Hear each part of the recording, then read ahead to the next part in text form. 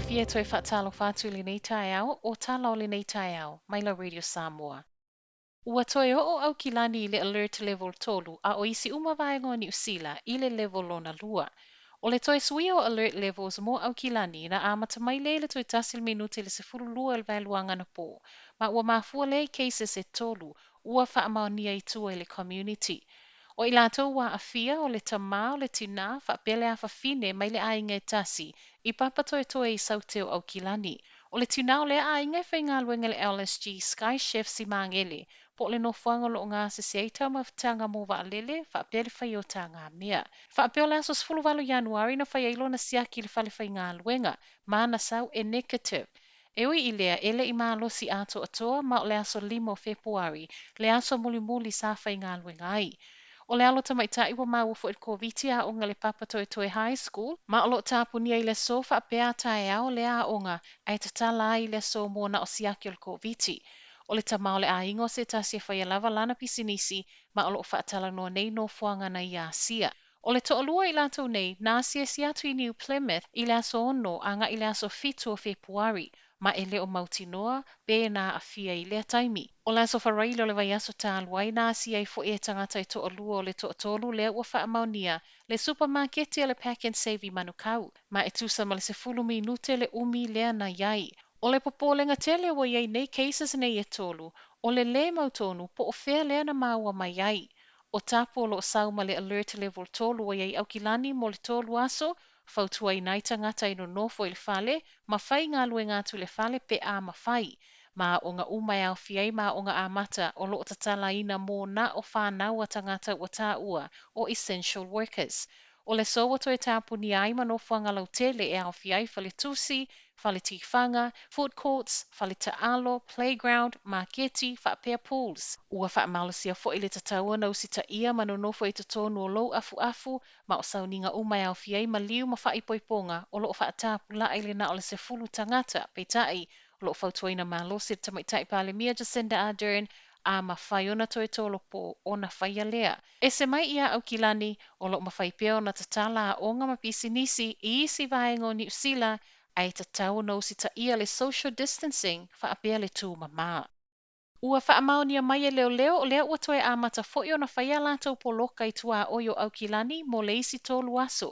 E valu no fuanga wa tā ua checkpoints i tua oio au kilani o le atu tu wai leo ma tau fia avita avale ina ia mautinoa e le o so ona kolosia e le toatele e le oni essential workers le nei tua oi. Ai ua whaamaunia i le tamaitai pale mia Jacinda Ardern i sana live na whaia ilunga le Facebook ana po o lo mawhai ona iai le whaatangana mō tangata au mau i whafo atu o au kilani po o tangata au kilani fo i o lo toe taliu mai. E le ngata i lea ai whaapea tangata whai ngā luenga wa tā ua essential workers o lo ono nofo i whafo atu o le tua oio au kilani, o le ama whai lava o na talia lo lātou anga i atu matoe fo i mai. I whe malanga i ngā lava o whaalia i fo e le kamupani wa alele le eni usila, nisi o suinga iana au nanga, ama tātu le sola a tāpuni ai ka paka whaapitoa, whaapea no fuanga whaapitoa o lo whaataritari ai wa alele. Ua ofofua mai fo i le mawhai o na sui o taimi maa so whainga malanga pāsese wa afia ai maise, le tatala mai o le awa noa mo credits pe a mana o mia. O le mai asau o le whaasilanga na nafi, na tau fia i fo ele kamupani wa lele mea ai mo le lua se fulu whai tu la. Ele i atoa se i tu la na sa wele whaasilanga na po ele toi o au kilani le alert level tolu. Ai maue talafou le o o kiwi supermarketi le tele o vaengo au kilani. A sia talafou le anga i mai saute o kilani ma moli mawinai le o kiwi le tele o pack and save, whaapea countdowns. Muli nei fo i whaasoa mai ele to tele i lunga le Facebook, mai isi vaengo au kilani e le ngata o le o le kiu a o le o atu i totonu o tele na ngao fata. A o toe oi au kilani tapu o whailo mai, fautua ina le tatau na whai o sau mask a o anga iai mo whaataunga mō lo a inga. O le tu lai whai le afiafi nei, o lo ta lia e toi sau ei se isi whaamtalanga mai le ka penita.